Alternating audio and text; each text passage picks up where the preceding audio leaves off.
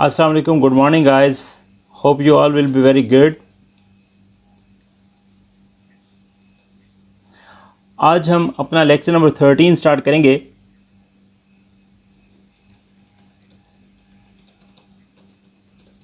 Lecture number 13 का ताल्लुक curriculum adaptation से है। जैसे हम आज से पहले 12 लेक्चर्स अपने डिस्कस कर चुके हैं सक्सेसफुली। सो हम लेक्चर नंबर 13 की जाने बढ़ते हैं और हमारा सब्जेक्ट नेम करिकुलम अडेप्टेशन है और कोर्स कोड है 3113 SPED 3113। सबसे पहले हम लर्निंग ऑब्जेक्टिव्स की बात करते हैं।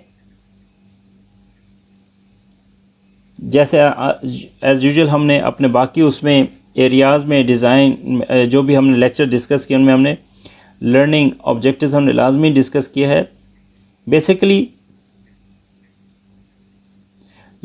जो लर्निंग ऑब्जेक्टिव्स होते हैं वो हमें ये बताते हैं कि हम इस टॉपिक में पढ़ेंगे क्या, हम कौन से एरियाज़ को अचीव करने की कोशिश करेंगे, कौन से एरियाज़ को हम डिस्कस करने की कोशिश करेंगे।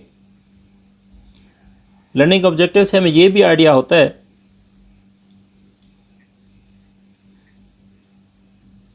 कि हमने अपने इस टॉपिक को डिस्कस करने के दौरान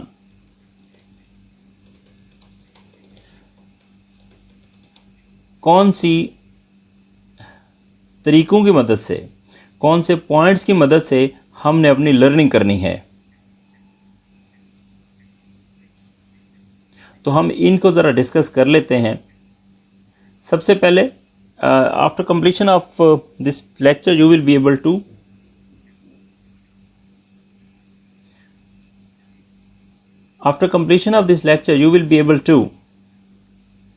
make general design of curriculum. You will be able to understand the general design of curriculum.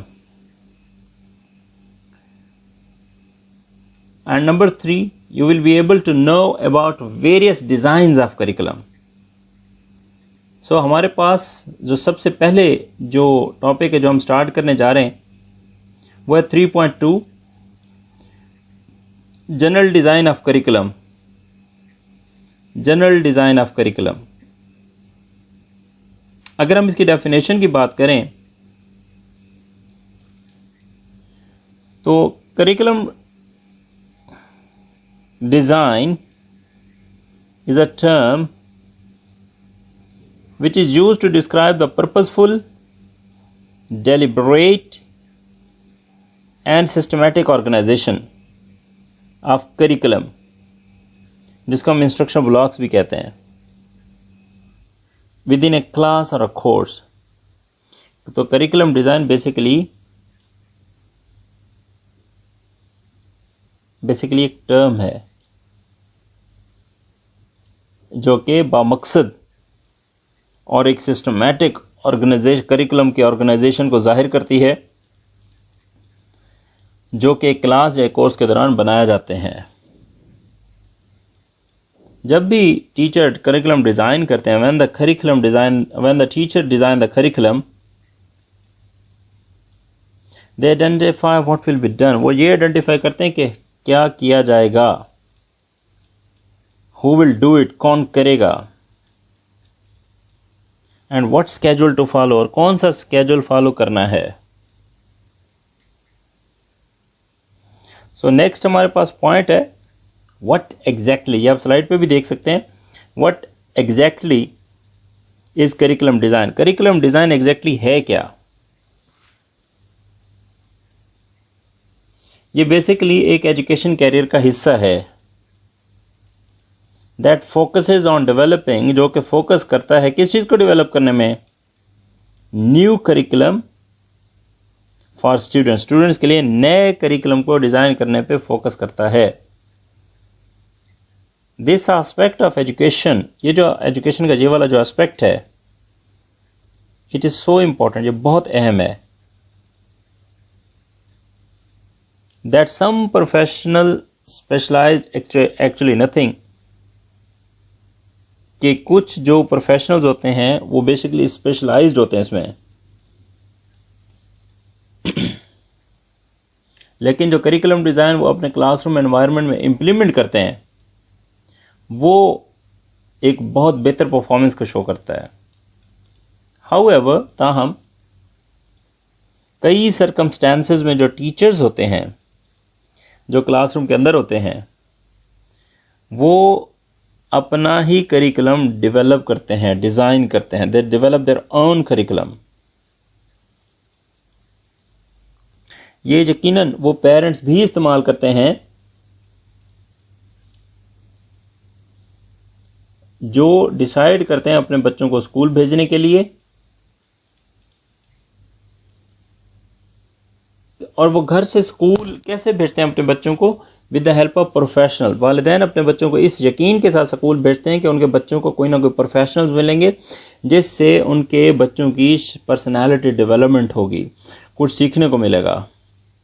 तो पेरेंट्स की टीचर से बहुत ज़्यादा तवक्कुआत होती हैं। नेक्स्ट हमारे पास एक पॉइंट है, स्लाइड पे आप देख सकते हैं, certain standards in general curriculum. Centre standard क्या है? सर्टेन स्टैंडर्ड क्या है जनरल करिकुलम में? जनरली कुछ ऐसे स्टैंडर्ड हैं, there are the standard set by governing bodies, जो कि गवर्निंग बॉडी की जानिब से सेट किए गए हैं ताकि इस चीज़ को इंश्योर किया जा सके कि तमाम बच्चों को सेम एजुकेशन मिल सके। दिस इंक्लूड, इसमें क्या शामिल है? जब बच्चों की लर्निंग स्टार्ट हो जाए और इस लर्निंग में जो बेसिक कॉन्सेप्ट्स हैं, फॉर एग्जांपल मल्टीप्लिकेशन, और जिस एज में जाके, जब बच्चों को एक मखसूस एज में जाके एक रीडिंग एबिलिटी ज़ाहिर होती है, वाज़े होती है, ये सारे इसमें शामिल हैं। जो टीचर करिकुलम डिज़ाइन पे काम करते हैं और रेगुलरली करते हैं, वो यकीनन उसको रिव्यू भी करते हैं इन तमाम स्टैंडर्ड को, ताकि इस चीज़ को मेक श्योर किया जा सके, so that it could be made sure कि इन चीज़ों को अचीव भी किया जा सकता है और उस वक्त एडजस्टमेंट भी की जा सकती है जब ज़रूरी हो। नेक्स्ट हमारे पास पॉइंट है, स्लाइड पे आप देख सकते हैं, what design considers question mark. Curriculum को जो डिज़ाइन करने के लिए क्या चीज़ कंसीडर की जाती है? स्टूडेंट्स को कंसीडर किया जाता है, और ये भी देखा जाता है कौन सी टाइप का करिकुलम बेस्ट है उन बच्चों की नीड्स के मुताबिक। This can be a difficult achievement, ये काफ़ी मुश्किल अचीवमेंट हो सकती है, since students in most school comes from range of cultural और इकोनॉमिकल बैकग्राउंड। यहाँ पे ये चीज़ समझने की है कि स्कूल के अंदर मौजूद जो स्टूडेंट होते हैं उन सब का कल्चरल और इकोनॉमिकल जो बैकग्राउंड होता है वो एक दूसरे से काफ़ी डिफरेंट होता है। टीचिंग मेथड्स में भी टीचिंग मेथड डिफरेंट हो सकते हैं, जो कि डिपेंड करते हैं स्टूडेंट बॉडी के बेसिक मेकअप पे।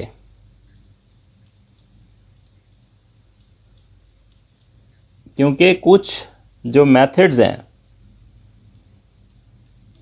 वो ज़्यादा अप्रोप्रिएट हैं मुख्तलिफ तरह के स्टूडेंट्स के लिए। एक जो ट्रूली प्रोफेशनल या जो एक्सपीरियंस्ड करिकुलम डिज़ाइनर होता है वो इन तमाम पॉइंट्स पे अमल करेगा। यकीनन टीचर को यह सोचने की ज़रूरत है कि करिकुलम के अंदर लिमिटेशंस क्या हैं। एक टीचर को करिकुलम की लिमिटेशन का बहुत ज़्यादा ख्याल रखने की ज़रूरत है, और उस वक्त ज़्यादा ज़रूरत है जब वो टीचर्स किसी ऐसी टीम में शामिल है जिसमें करिकुलम को प्लान किया जा रहा है। या ये भी हो सकता है टीचर किसी टीम में शामिल ना हो, टीचर खुद ही करिकुलम की प्लानिंग कर रहे हो, इन लिमिटेशंस में क्या शामिल है? इन लिमिटेशंस में शामिल है बजट, टाइम या स्टूडेंट्स एबिलिटी, ये तीनों चीज़ें शामिल हैं। For example,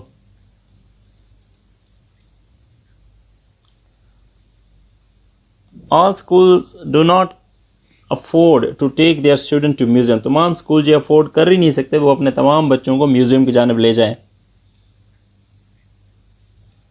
but the parent of A home school child, लेकिन जो बच्चा घर पे पढ़ता हो अपने वालिदैन से, वो तो जा सकते हैं जब वो स्कूल नहीं जाता तो। एडिशनली, मजीद जे, some concept are taught in a large school environment. कुछ कॉन्सेप्ट ऐसे होते हैं जो किसी बड़े स्कूल के एनवायरनमेंट में ही पढ़ाए जाते हैं। उनको छोटे छोटे पीसेस में डिवाइड किया जाता है। ये आप लोगों ने पढ़ा होगा अपनी क्लासेस में, टास्क एनालिसिस। टास्क एनालिसिस का मतलब है किसी बड़े काम को छोटे छोटे पीसेस में डिवाइड करना। ये वही बात की जा रही है ताकि टीचर टाइम दे सके उस टॉपिक को कवर करने के लिए जो उसने अपनी क्लास के साथ डिस्कस किया है। तो किसी बड़े काम को अचीव करने के लिए छोटे छोटे काम जो करवाए जाते हैं वो स्कूल में ही होते हैं और बड़े एनवायरनमेंट में होते हैं। जब सब्जेक्ट कवर हो जाता है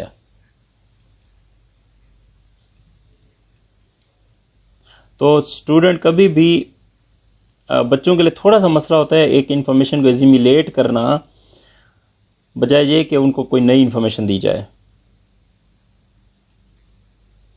नेक्स्ट हमारे पास पॉइंट है प्रोफेशनल करिकुलम डेवलपर। अगर आपने ये प्लान किया हुआ है to, if you have plan to become a professional curriculum designer, अगर आपने प्रोफेशनल करिकुलम डिजाइनर बनने का एक वो काम किया हुआ है तो यकीनन आपके पास एक टीचिंग डिग्री होनी चाहिए या मास्टर डिग्री होनी चाहिए एजुकेशन में। तो ये यहाँ पे आपने एक चीज़ समझनी है स्टूडेंट, कि अगर आप बीएड स्पेशल एजुकेशन कर रहे हैं तो डेफिनेटली आप बीएड स्पेशल एजुकेशन की बेस पे ही आप स्पेशल एजुकेशन में जाके जॉब ले सकते हैं। वैसे कहा तो ये चाहता है कि इसके साथ बीएड जनरल एजुकेशन और एमएड जनरल एजुकेशन की ज़रूरत नहीं है, लेकिन अगर आप करिकुलम डेवलपर बनना चाहते हैं प्रोफेशनल तो फिर आपको बीएड या एमए स्पेशल एजुकेशन करने की ज़रूरत है। और मैं आपको ये ज़रूर सजेस्ट करना चाहूँगा कि अगर आप करना चाहें तो ज़रूर कर सकते हैं।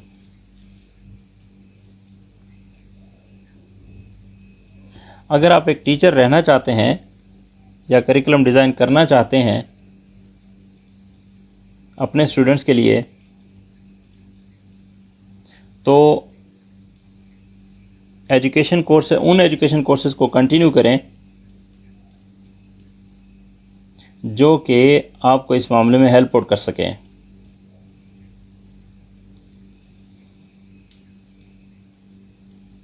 करिकुलम डिज़ाइन जो है वो एक रिवॉर्डिंग अपॉर्चुनिटी हो सकती है जिसका पर्सनल इफेक्ट होता है बच्चे की ज़िंदगी पे। उसकी वजह यह है कि जो करिकुलम डिज़ाइन होता है वो ऐसी रिवॉर्डिंग अपॉर्चुनिटी है, कैसी फ़ायदेमंद अपॉर्चुनिटी है जिसका बच्चे की ज़िंदगी पे, चाइल्ड्स लाइफ पे डायरेक्ट इफ़ेक्ट होता है। उसकी वजह, मेन वजह मैं बताना चाह रहा हूँ कि क्योंकि उसके अंदर फ़न भी होता है और इंटरेस्टिंग लेसन प्लान्स होते हैं जिसमें उनकी हेल्प की जाती है नए कॉन्सेप्ट को समझने में। क्योंकि बच्चा एक्टिविटीज़ की मदद से ही सीखता है, तो फ़न या लर्निंग एक्टिविटीज़, इंटरेस्ट बेस, ये सारी चीज़ें मिल मिला के बच्चे के कॉन्सेप्चुअल डेवलपमेंट में बड़ा अहम किरदार अदा करते हैं। इससे बच्चे के कॉन्सेप्ट बहुत अच्छी तरह डेवलप होते हैं। Whether you want to be a curriculum designer, चाहे आप करिकुलम डिज़ाइनर बनना चाहें अपने कैरियर में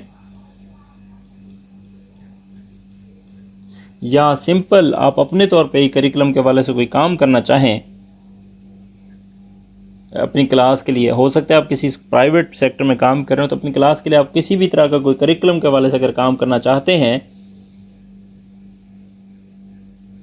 तो यकीनन this will not be an easy job. You will find this job very difficult. You will find this job a challenging task. Challenging task ज़रूर है, लेकिन अगर प्रोफेशनल माइंडसेट के साथ जाएंगे तो ये चैलेंजिंग टास्क बहुत सारे बच्चों की ज़िंदगी बना देगा. और यही इंसानियत का सबसे बड़ा दर्स है, यही हमारा आज का लेसन है सबसे बड़ा, कि आपने अगर डिसाइड किया हुआ है एज अ करिकुलम डेवलपर बनने का कोई फ़ैसला आपने किया हुआ है, या कोई ऐसी सच प्लानिंग है कि आप ज़िंदगी में कभी करिकुलम प्लानिंग के हवाले से काम करें, या एज अ करिकुलम डेवलपर आप किसी ऑर्गेनाइजेशन को ज्वाइन करें, या आप पब्लिक सेक्टर में जाएं या प्राइवेट सेक्टर में जाएं, बिकॉज़ करिकुलम डेवलपर की जो वैकेंसीज़ हैं वो यकीनन अनाउंस होती रहती हैं, और you can go through the proper channel और एक प्रोफेशनल अप्रोच के साथ आप इस डिपार्टमेंट को, इस ऑर्गेनाइजेशन को, करिकुलम विंग को या करिकुलम डेवलपमेंट के हवाले से आप काम कर सकते हैं. सम टाइम आप गवर्नमेंट यानी कि पब्लिक सेक्टर में नहीं जा सकते, आप फिर प्राइवेट में जाते हैं. प्राइवेट वालों का भी एक अपना सिस्टम है. तो जहन में रखें, नॉलेज इज़ द पावर. अगर आपके पास नॉलेज है तो आप वहाँ पे बहुत अच्छे तरीके से काम करते हैं. यहाँ पे एक और चीज़ एज अ स्टूडेंट मैं आपको ज़रूर क्लियर कर दूँ कि करिकुलम प्लानिंग या करिकुलम डेवलपमेंट टीम का हिस्सा बनने के लिए कोई ख़ास डिग्री नहीं है, लेकिन आपके पास बीएड, एमएड या एमए एजुकेशन की जो डिग्री है वो अगर हो तो बहुत अच्छी बात है. तब जाके आप एक्चुअल माइंडसेट, उसी माइंडसेट के साथ काम करेंगे. और ईमानदारी से मैं हमेशा कहता हूँ कि how you convert your education into knowledge. आपके पास जो डिग्री है जिसको हम पीस ऑफ पेपर कहते हैं, दैट इज़ योर एजुकेशन.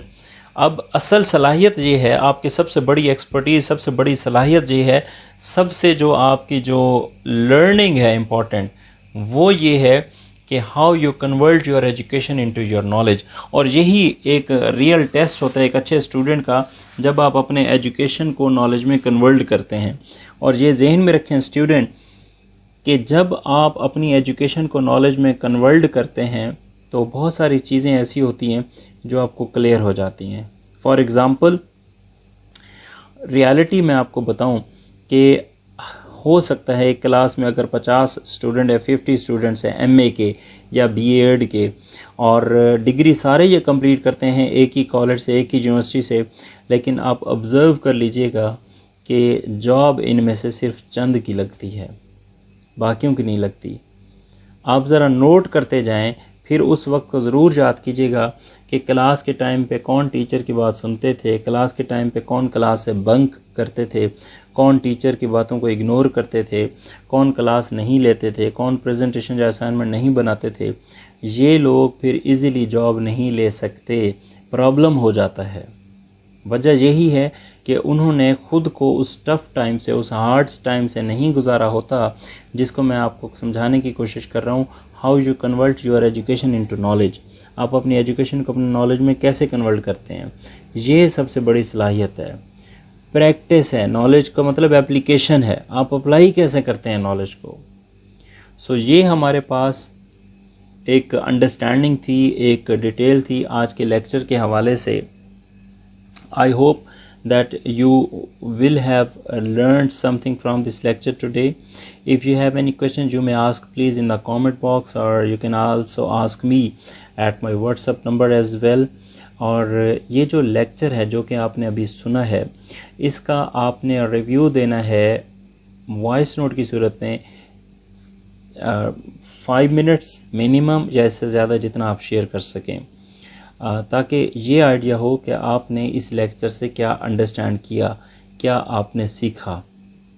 ठीक है जी. So I hope the best to all of you. Stay safe, stay happy. Thank you very much. Remember in prayers. See you इंशाल्लाह in next lecture. Current location, search.